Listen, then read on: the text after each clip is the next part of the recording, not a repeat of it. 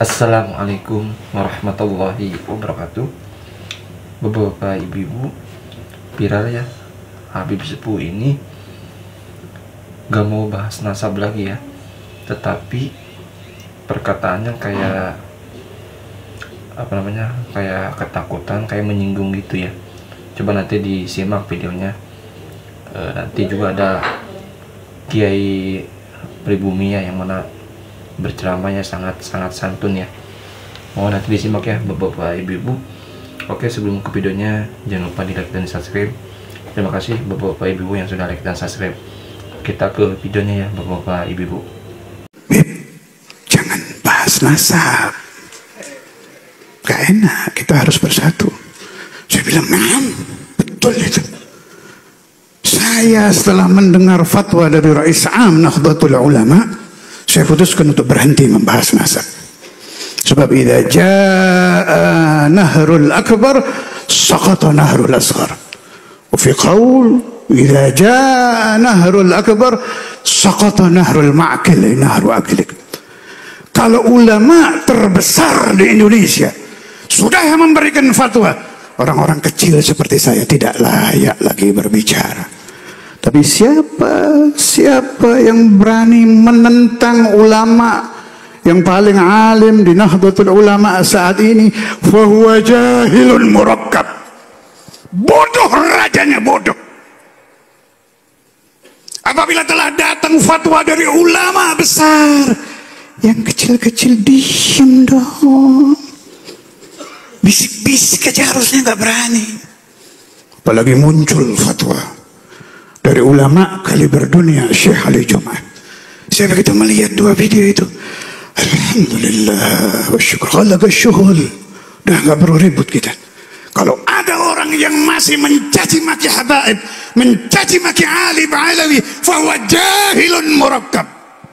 Bodoh, rajanya bodoh. Sayyidi Yusuf bin Ismail An-Nabhani, lihat di kitab-kitab beliau. Apa kata beliau? Ajma'atil ummatu syarqan wa gharba. Dari ujung barat sampai ujung timur semua sepakat ala sihhati nasabi Ali Abi Alawi, tentang benarnya nasab Ali Abi Alawi. Diulangi oleh Syekh Ali Jum'ah. Beliau juga mengucapkan ijma'. Ya akhi. Saya maklumi Anda tidak pernah makan bangku pesantren. Saya maklumi Anda tidak mengerti jaa Zaidun ra'aitu Zaidan. Saya maklumi Anda orang awam. Naam, awamul muslimin la madhhabalah. Tapi laka aqlun. Engkau dan saya punya akal. Lihat siapa yang bicara ini. Saya ingat Syekhana Imam Al-Habib Abdullah bin Abdul Qadir Al-Lagi. Beliau sering menemukan katanya di kitab-kitab perawi hadis, apabila telah mengucapkan hadis Rasulullah musalsal bil awwaliyah, kalau sudah mengucapkan hadis an fulan wa an fulan wa an fulan wa an sahabiyil jalil an nabi Muhammadin sallallahu alaihi wasallam, fama ba'da dzalika min kalam. Kalau sudah ada sabda dari Rasulullah sallallahu alaihi wasallam, al-ulama'ul muhaddithun al-musnidun adaban ma'a Rasulillah, tidak berani berbicara lagi. Bangkitkan adab di hati-hati Anda ayuhal ikhwan. Bangkitkan sopan santun kepada ulama-ulama besar, ulama-ulama yang betul-betul ulama. Disebutkan oleh Allah apa? Badannya kurus, naiknya sepeda ontel, pecinya hitam tidak, merah tidak, karena nggak kuat beli peci. Dulu di kampung itu kalau ada guru madrasah, para murabbiyun Suroso itu ketika naik sepeda dari jauh badannya kurus, masih 20 meter, yang duduk di sini itu sudah tebak-tebakan. Iku siapa ya? Itu siapa ya yang naik sepeda dari jauh? Alah, paling guru madrasah. Paling guru apa namanya? Madrasah. Loh kok tahu? Alah, kelihatan dari badannya kurus. Begitu lewat ditanya, ajeng tentu di Pak, mau kemana Pak? Madrasah. Lah bener kan katanya gitu. Jadi para murabbiyun, para Suroso ini Allah, memang harus kuat mental Pak. Murabbiyun itu biasanya tidak seterkenal, biasanya ya. Kiai-kiai panggung, yang model saya lah. Kalau saya ini kan kiai mimbar, kiai panggung, lebih terkenal. Wong Pak Imam Parikesit tinggalnya di Amerika tapi bilang saya, kula sering ningali jenengan. Dari mana? Minal YouTube. Dari mana namanya? Minal YouTube gitu. Guru-guru ini, ya Allah. Tapi ini Pak, banyak wali-wali Allah itu, kekasih-kekasih Allah itu yang justru sesungguhnya para murabbiyun, tapi mereka tidak dikenal sebagai wali karena keramat-keramatnya tidak begitu kelihatan. Seperti wali-wali yang tadi seperti Mbah Hamid, maaf, seperti apa? Mbah Hasan Mangli. Kalau Mbah Hasan Mangli masyhur keramatnya, karena ahli riyadhah. Oh, bapak saya dan rombongan, orang kampung saya masih banyak yang hidup, itu Mbah Hasan Mangli itu keramatnya emang diliatin betul Mbah Hasan Mangli. Orang belum kadang-kadang baru ngerentak, beliau sudah paham. Apalagi kok ngomong. Rombongan bapak saya sowan ke sana Mangli, Gerabak. Satu rombongan Pak, diajak Mbah Mangli ke Kudus, beda mobil. Di jalan melewati tukang sate arah Semarang, sate enak ya. Kata salah satu rombongan bapak saya di mobil belakang, itu Mbah Mangli di mobil depan belok ke warung sate, sret. Padahal bapak saya sudah ngomong, ya iki jaga mulut ya, mulutnya dijaga ya. Waduh, gara-gara ngomong sate kan sampean diajak makan. Bapak saya ada zamannya orang kaya Pak, mandor pelabuhan, namanya Haji Husni, masih ada orangnya. Ci, bayar Ci. Begitu warung, sampun dibayar. Loh, kapan? Niku wow, kalian niku. Mbah Mangli, yang makan ini nggak ngeliat kapan bayarnya, entah gimana caranya. Kata bapak saya, nanti lagi nih kalau kayak gini sampean sebelum Mbah Mangli turun, kamu turun dulu. Siap. Ke pom bensin, begitu berarti langsung nggak kelihatan Mbah Mangli. Sampun dibayar Pak. Mana? Itu mobil depan. Masya Allah. Itu Mbah Mangli, keramatnya kelihatan. Nah, memang ada para wali-wali Allah, kekasih-kekasih Allah yang ditakdirkan kewaliannya itu terkenal karena keramat-keramatnya semacam ini. Ya, yang orang belum bicara sudah tahu. Ya. Biasanya Prof, itu dalam ilmu bahasa Arab disebut memiliki ilmu firasah. Firasah itu bahasa Arab. Imam Syafi'i sudah jadi orang alim, belajar sama Imam Malik lama di Medina. Beliau secara khusus belajar ke Yaman untuk belajar ilmu firasah. Nah, ilmu firasah kalau diterjemahkan itu ada dua. Ada ilmu firasah yang merupakan sesuatu yang dipelajari. Ya mirip ilmu psikologi lah kalau sekarang itu. Ilmu membaca sifat dan perilaku orang cukup dengan melihat wajah dan cara bicara, gerak-gerik. Nah, kalau ini bisa dipelajari, polisi aja tahu Pak, orang naik motor nggak bawa SIM itu ketahuan gitu. Betul apa tidak? Kalau dia naik motornya ngumpet di belakang truk, polisinya paham, paling nggak bawa SIM itu. Langsung malah, kalau sampai sing kalem malah itu polisi tahu. Nah, yang kayak gini bisa dipelajari Pak, ada ilmunya. Saya tuh kalau di masjid itu bisa lah mempelajari Prof. Mana orang yang ekonominya sudah mapan dan mana yang tidak, saya bisa tahu.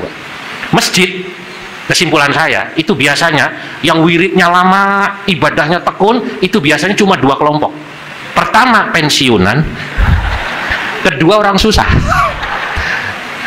Serius itu.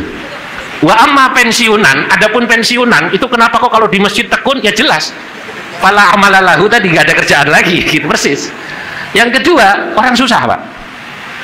Hari Jumat itu, kalau orang datangnya jam 10 sudah masuk masjid, sholat duha, baca surat Waqiah 3 kali, ya wiridnya lama, habis sholat, Masya Allah, masih ba'diyah, masih wirid panjang, doanya di pojok lama. Dalam hati saya, batin ini pakai firasah saya, ini biasanya masih susah orang ini. Tapi kalau yang kaya atau pensiunan, kalau orang kaya itu biasanya ke masjid, itu datangnya ya Jumatan itu khutbah kedua Pak. Khutbah kedua gitu imamnya sudah Allahumma ghafir lil muslimina wal muslimat baru datang.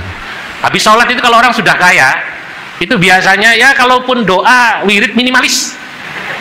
Kayak rumah itu minimalis. Assalamualaikum warahmatullah, assalamualaikum warahmatullah, Allahumma antas salam wa minkas salam wassalam. Nah, ini ilmu firasah, ini kita tahu ini doanya singkat, berarti orang kaya ini biasanya. Ya. Tapi kalau yang wiridnya lama, ngajinya rajin, sregep, itu biasanya kalau nggak pensiunan, orang susah. Ini dari wajahnya kan kelihatan ini ya. Saudara-saudara. Lah, Imam Syafi'i mempelajari ini. Tapi ada ilmu firasah, itu yang jenis kedua. Yang ini wahbi, giving. Nurun yakdhifuhullahu ta'ala fi qulubi ibadih. Kalau ilmu firasah yang kedua ini bukan seperti ilmu psikologi yang dipelajari, tapi memang ilmu dan nur cahaya dari Allah Subhanahu wa Ta'ala yang Allah berikan kepada hamba-hambanya. Dan ini sejak zaman nabi-nabi dulu, sejak zaman nabi-nabi sampai sekarang, itu kekasih-kekasih Allah itu ada yang diberi ilmu firasah. Maka kata Nabi dalam hadis, ittaqu firasatal mu'min, ittaqu firasatal mu'min, takutlah kalian pada ilmu firasat yang dimiliki oleh seorang mukmin. Fa innahu yanzuru binurillah, karena seorang mukmin itu, maksudnya mukmin ini mukmin yang mukmin tenanan, mukmin yang sungguh-sungguh, yang sudah jadi kekasih Allah. Yang apa? Fa innahu yanzuru binurillah, karena orang mukmin yang semacam ini dia bisa melihat sifat orang, perilaku orang dari mana? Binurillah, sebab Allah memberikan nur ke dalam dirinya. Allahu Akbar. Kalau ketemu yang kayak gini kita takut lah. Orang-orang soleh itu tahu ini orang hatinya bersih apa tidak. Saya pernah menceritakan salah satunya. Ada kiai di daerah Rembang, namanya Kiai Syahid Kemadu. Nah, kemarin putranya datang minta saya hadir ke sana. Haul ayahnya, masyhur. Kiai Syahid Kemadu itu terkenal dengan sebutan Kiai Alhamdulillah di Rembang. Tokoh-tokoh datang, Gus Dur datang, Pak Amin Rais datang. Jangankan yang NU, yang Muhammadiyah aja ngakui, Pak, keramat ini. Karena Kiai Syahid itu nama pondoknya unik, Pondok Alhamdulillah. Karena Kiai Syahid itu wiridannya kalimat Alhamdulillah nggak pernah berhenti. Jadi kalau Bapak Ibu ketemu Kiai Syahid 1 jam saja, itu kita nggak bisa menghitung berapa kalimat Alhamdulillah yang keluar dari mulut beliau. Alhamdulillah, Alhamdulillah. Dari mana? Dari Semarang Kiai, Alhamdulillah. Nah, ada hajat apa? Anu Kiai, saya habis ketipu, Alhamdulillah. Alhamdulillah. Orang ketipu, Alhamdulillah terus pokoknya beliau. Nggak berhenti-berhenti. Oh, malah pernah Kiai Syahid itu pergi sama Kiai Rembang ke Semarang. Waktu berangkatnya malam, pulangnya siang, melewati Demak. Demak itu kan dulu sebelah kiri ada kali, Pak, sungai. Lah orang Demak ketika air masih susah, mandi MCK di situ. Dan namanya orang kampung, mohon maaf ya, perempuan kalau udah mandi di sungai ya begitulah pakainya. Umumnya orang kampung cuma pakai kemben gitu kan ya. Kadang-kadang ya malah lebih dari itu. Begitu lewat siang-siang, kelihatan kiai yang lain semua istighfar, astagfirullah.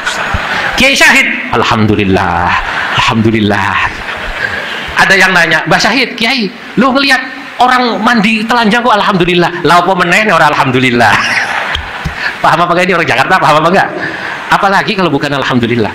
Cuma Alhamdulillahnya Kiai Syahid ini bukan seperti kita. Mungkin kalau kita Alhamdulillah ngelihat orang mandi nggak pakai baju gratis, beliau Alhamdulillahnya lain. Alhamdulillah ya Allah, anak saya di rumah, istri saya perempuan nggak perlu buka aurat seperti itu, karena sumur di rumah saya airnya keluar. Itu Kiai Syahid. Ini Kiai terkenal firasahnya dalam. Datang 2 orang ke rumah beliau dari satu kampung, Mbak, nyalon kepala desa. Begitu datang bilang begini, yang pertama, Pak Kiai tolong doakan saya mau nyalon kepala desa. Kalau saya menang, saya mau bangun masjid, saya mau bangun madrasah, pokoknya mau semua lah itu, yang agama-agama gitu. Jadi alasan nyalonnya itu katanya mau berjuang buat agama. Saya mau nyalon, mau berjuang buat agama. Kalau saya jadi masjid ini begini, madrasah begini. Mbak Syahid cuma nyaut, apik, bagus. Tapi beliau tidak berdoa, cuman bagus. Nah, yang kedua dari kampung yang sama, nyalon. Orangnya ini kalau kata orang Banyumas Belakasuta. Apa namanya? Belakasuta itu apa ya? Apa adanya, ini orang Jakarta ini. Apa adanya, polos. Yang kedua, mau nyalon, sebut namanya Edi. Ada Pak Ed, saya mau nyalon kepala desa Pak Kiai. Nah, kenapa? Tujuannya apa? Lumayan sawahnya, bengkoknya lumayan Kiai. Nah, berarti Belakasuta kan? Lah orang itu kalau mau nyalon bupati, nyalon DPR, nyalon presiden, ya jujur aja lah, lumayan jadi presiden itu lumayan. Betul. Mau nyalon DPR itu lumayan, nyalon gubernur itu apa namanya? Lumayan daripada jadi guru madrasah di Ponegoro kan. Oke, teman-teman, bapak-bapak, ibu-ibu, itu dia tadi yang pertama ada ya Habib Sepuh berbicara tentang nggak usah bahas nasab lagi karena menimbulkan perpecahan ya, intinya seperti itu. Dan yang kedua tadi ada ulama Nusantara yang mana menyatakan bahwa banyak para kekasih Allah yang mana menyembunyikan dirinya ya, ketidak terkenalan.